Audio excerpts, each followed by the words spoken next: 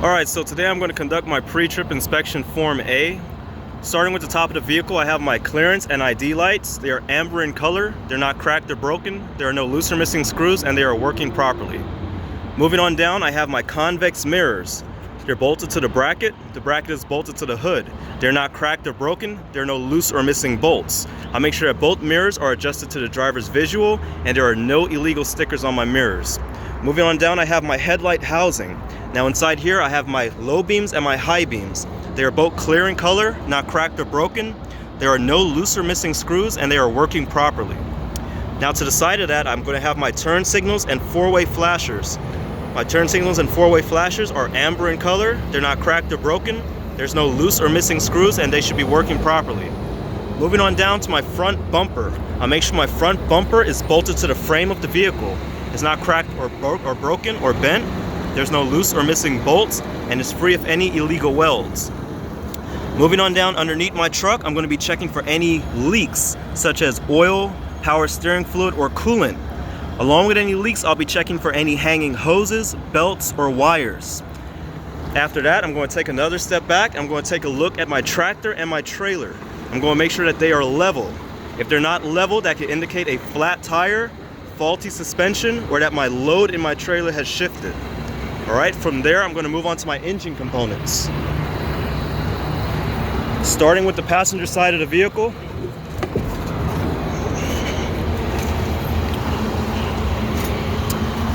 Alright, on this side of the vehicle I have my belt-driven alternator. My belt-driven alternator is bolted to the engine.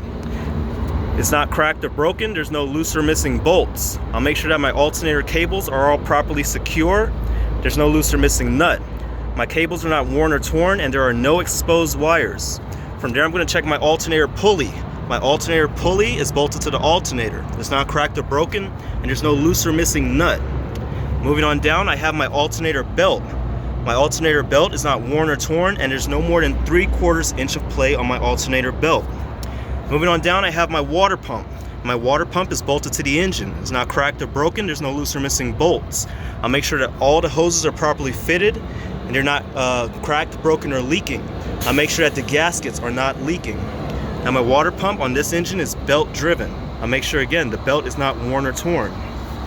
I'll now move on to the driver's side of the vehicle.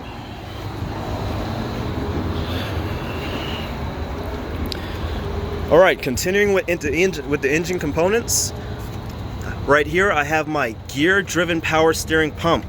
My gear-driven power steering pump is bolted to the engine. It's not cracked, broken, or leaking. There are no loose or missing bolts. I'll make sure that all the gaskets are not leaking. All the hoses going to my power steering, this is my gear-driven air compressor. All the hoses going to my gear-driven air compressor are properly fitted. They're not cracked, broken, or leaking. Alright, from there, behind that, I have my gear-driven power steering pump. Now my gear-driven power steering pump is also bolted to the engine. It's not cracked or broken. There are no loose or missing bolts. I'll make sure that all the gaskets are free of any leaks, and I'll make sure the hoses are properly clamped and they are not cracked, broken, or leaking. From there, I can inspect my power steering reservoir. My power steering reservoir is bolted to the bracket. The bracket is bolted to the frame. It's not cracked, broken, or leaking. This is where I would check my power steering fluid, and if I need to add, I would add it up here at the cap. I'll make sure my cap is secure and it's not cracked, broken, or leaking. That the rubber seal in the cap is also in good condition to prevent any leaks. I'll make sure the hose going to my power steering reservoir is properly clamped, not cracked, broken, or leaking. Now from there, I have my engine oil dipstick.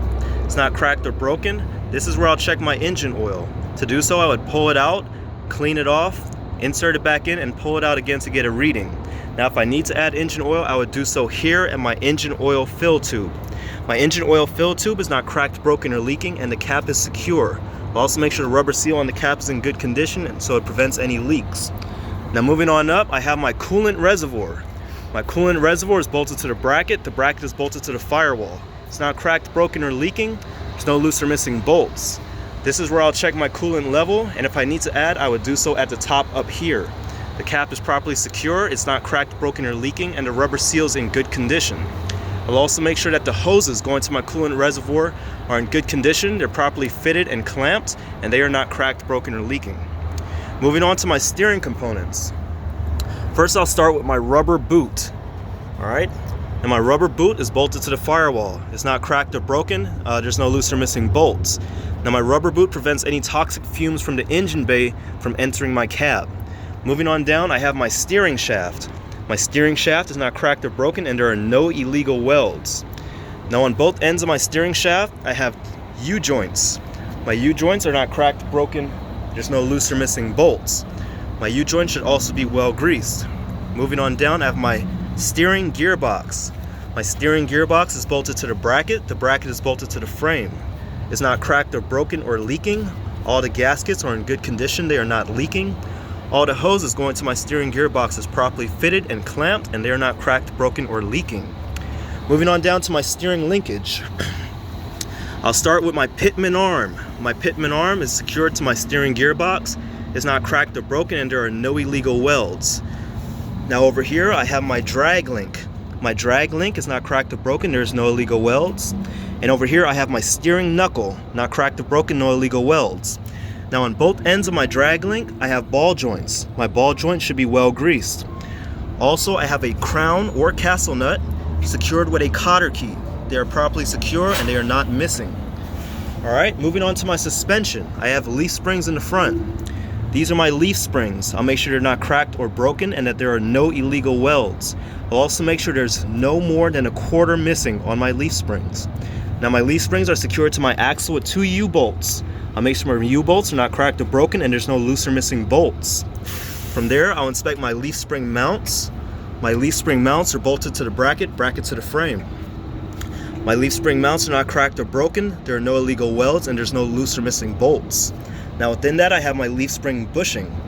My leaf spring rubber bushing is in good condition, it's not cracked or broken, and it's well greased. Finally, for my suspension I have my shock absorber. My shock absorber is bolted to the frame and to the axle. It's not cracked, broken, or leaking any fluid, and there's no loose or missing bolts. Alright, moving on to my braking system. Now, I'll start with my air hose. My air hose is not cracked or broken or leaking, and is properly fitted to my single brake chamber. My single brake chamber is not cracked or broken or leaking, and it is secured with a C-clamp. My C-clamp is in good condition, there's no loose or missing bolts.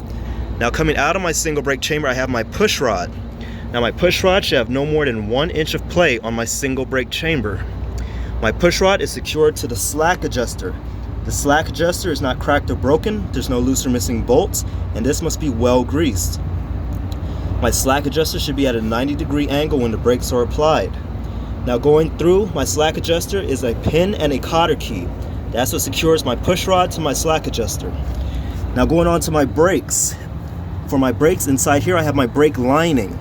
My brake lining is not cracked or broken, there's no oil or grease, and there's no less than a 1/4 inch of wear on my brake lining. Around that I have my brake drum. My brake drum is not cracked or broken, there's no oil or grease, there's no heat marks or signs of crystallization or expansion, and my brake drum has no cracks bigger than 1/2 inch. That concludes my brakes. Now I'll move on to my wheels and tires. Starting with my tires, I'll go by ICD, inflation, condition, and depth. Starting with inflation. The inflation on my front tires should be between 95 to 100 psi, or what the manufacturer recommends. The condition, I'll check the grooves of my tires for any nails or glass, anything that could cause a puncture. I'll inspect the sidewalls, both sidewalls of my tires, making sure there's no slashes, cuts, or bubbles or cracks. I'll make sure that my tires are evenly worn. Now, these tires cannot be mismatched and they cannot be recapped. Finally, my depth. I'll make sure the depth of my tires is no less than 4/32 of an inch. Moving on to my wheel. I'll make sure that there's a good bead between my wheel and my tire. Now, my wheel should not be cracked, broken, or bent. There should be no illegal welds. I'll make sure that my wheel is secure with lug nuts, that there's no loose or missing lugs. And I'll check around the lug nuts for any rust. Signs of rust could be an indication of a loose lug nut, in which case I'll remove it, clean off the rust, and retighten the lug back on the wheel. Moving on from there, I have my air valve. Now, my air valve is not cracked, broken, or leaking, and it is not touching the rim. This is where I'll check my tire pressure with a tire pressure gauge, and if I need to add, this is where I'll add air. Moving on down, I have my hub seal. Now, my hub seal is properly bolted to the front axle. It's not cracked, broken, or leaking. there's no loose or missing bolts. This is where I would check the oil on my hub seal, and if I need to add oil, this is where I would add it. Moving on to my air and electrical lines.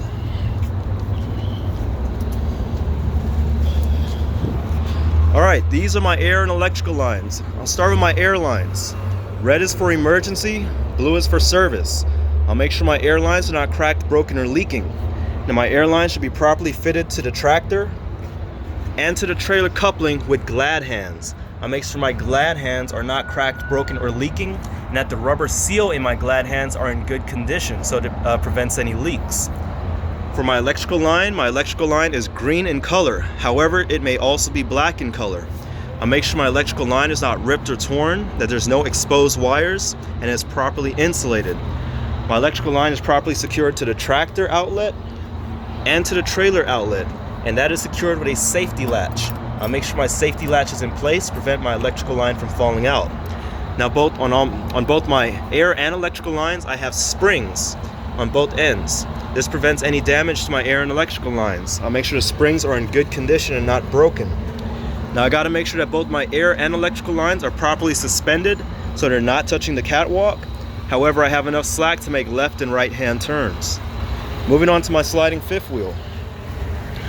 Sorry. Alright, so this is my sliding fifth wheel. Alright, starting with the trailer apron. My trailer apron is welded to the trailer. It's not cracked or broken, there are no illegal welds. From there, I'll move on to my fifth wheel skid plate. My skid plate is not cracked or broken. It should be well greased, and there should be no space in between my skid plate and my trailer apron. Now my skid plate is secured to my sliding fifth wheel with a pin. From there, I'll inspect my platform. Now my sliding fifth wheel is bolted to the platform. The platform is then bolted to the frame using mounting bolts. I'll make sure it's not cracked or broken, that there are no illegal welds, and there are no loose or missing mounting bolts. From there, I'll inspect my fifth wheel's locking pins. I'll make sure that my locking pins are secure. This prevents my fifth wheel from sliding back and forth. I'll also inspect my sliding rails, making sure that they are free from any debris, that they are not cracked or broken. Now from there, I'll inspect my fifth wheel release arm. My release arm should be pushed in to the closed position and secure with a safety latch. From there, I could also inspect my air lines. My air lines going to my air cylinder is not cracked or broken. They're properly fitted and they are not leaking. Alright, finally, I'll move on to the back of my tractor. And I'll make sure that the fifth wheel locking jaws are secured around the trailer's kingpin shank. There should be no free play and it should be properly greased. Alright, that concludes pre-trip inspection Form A.